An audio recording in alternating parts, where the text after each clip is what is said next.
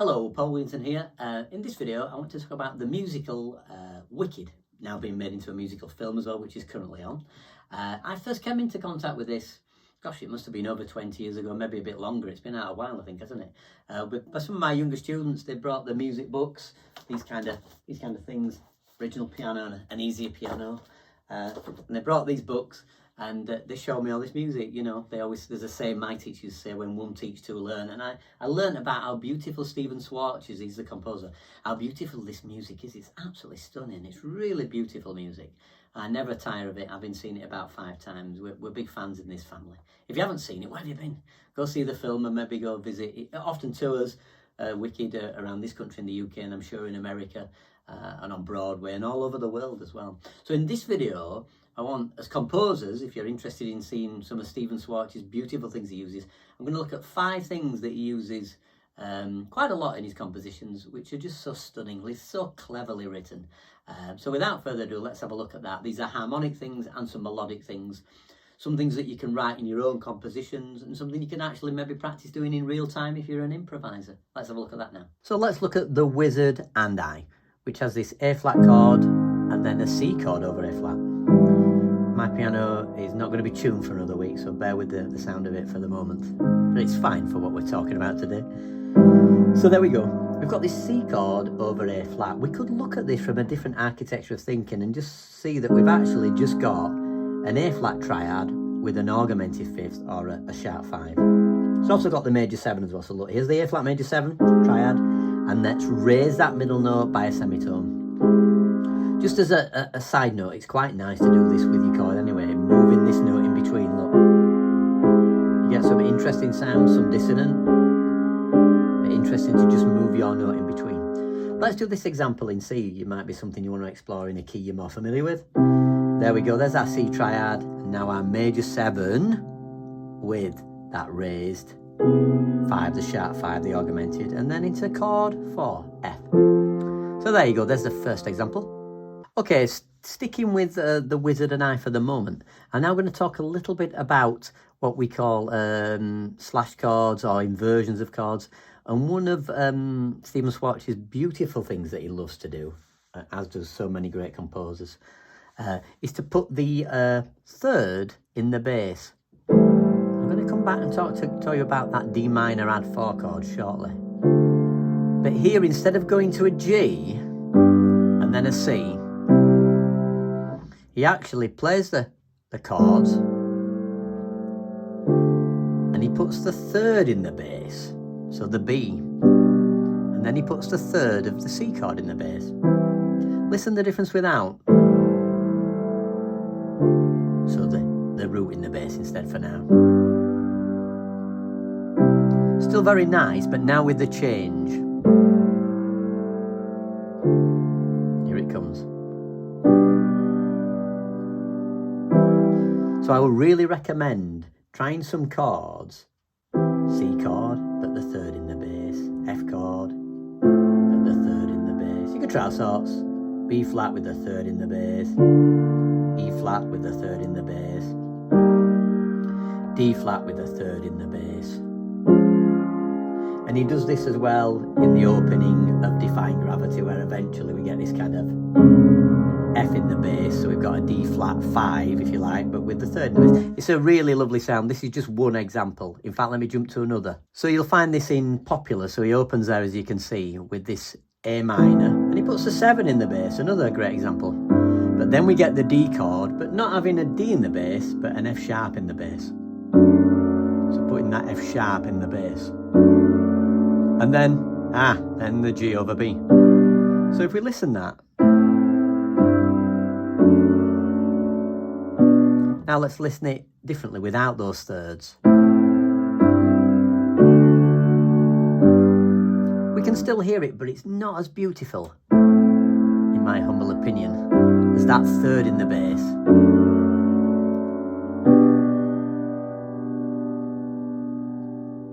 Let's go to another example. So he does it again, as you can see there, in For Good, where we get the opening, then we get this lovely major 9 chord, actually, major 9 chord. And then instead of going to a C chord, he goes to C over E. And then he goes back to F major. major 7. Well, it's got the 9 in again. And then he does it here again. 3rd, sus2, G triad, 3rd in the bass, and then back to major 9 again. He does this throughout, and it's really beautiful. Listen to that opening again. Here we go, the C, but over E in the bass, and then back to the F major 9. Then he gives us a C over E, F sus2, G, C over E, F major 9 again.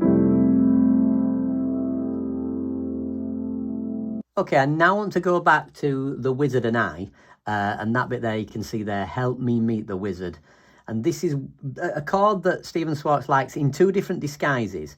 First of all, it's an A flat 7 with an added 4. And here's the voicing that we've got written there. So that's the 4th, that's the 7th, and that's the 3rd. So he really likes this added 4 chord. And of course earlier we just a few moments ago talked about the sharp 5 chord, which he then brings in here, which is really nice. We get it here. So he's had that added 4 chord, and then he's done after that is we drop there, that which was there moves to there, we get that, and then we go to a beautiful, to a D flat major 9. Let's show you another example a little bit further on in this piece. This is one I talked about earlier. So here we can see the D minor 7 with the added 4. Let's look at it basically. That's D minor 7, and the 4th is that there. If it was in 11, it would have the 9 in as well, all right? And he likes that chord as well, a D minor 11. But this in this instance is an add 4, and he does like these quite a lot. So here we go. Here we go. A minor, and then here we go. I'm going to add that 4 in. So think about that. If you were in C minor, you could add the 4 in there, which is really nice. If you added the 9 and the 4, you'd be looking at an 11 chord. You'll see a little bit further on there, the C sharp minor 11. So again, that's that one we've been talking about. It's a C sharp minor chord. It's going to have the 4th in it. 1, 2, 3, 4. Like that. The 11th, and it's going to have the 9th in as well. It's a beautiful chord. I'm just playing it in its basic position there. You can see there further on, look, he's got another E minor 7 with the added 4 in. I now want to go to I'm Not That Girl and talk about static chords. Again, this is harking back to what I said earlier about 3rds and 5ths in the bass and 7s. But basically here, he keeps the same voice in, but drops the bass. And it's so effective. You could try it yourself in C, look. You could try it with different kind of notes as well. You could go up.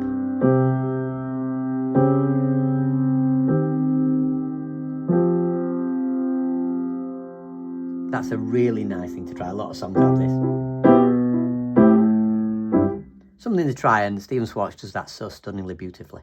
Last but not least, I want to talk about something that jazz musicians do quite a lot. So let's say I improvise something in jazz where I went... So that little phrase there I did. Jazz musicians would then maybe bring that back later on, but maybe speeded it up. Or maybe slow down. Backwards. So we have these phrases. Slowed it down, it's faster now.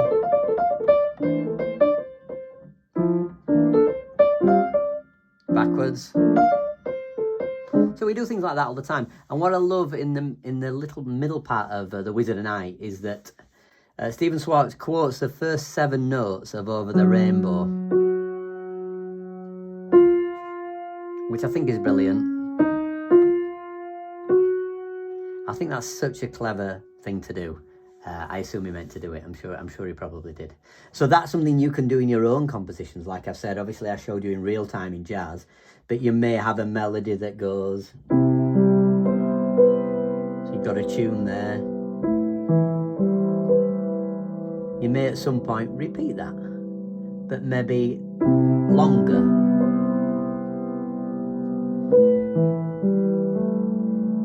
Okay, or maybe speed it up.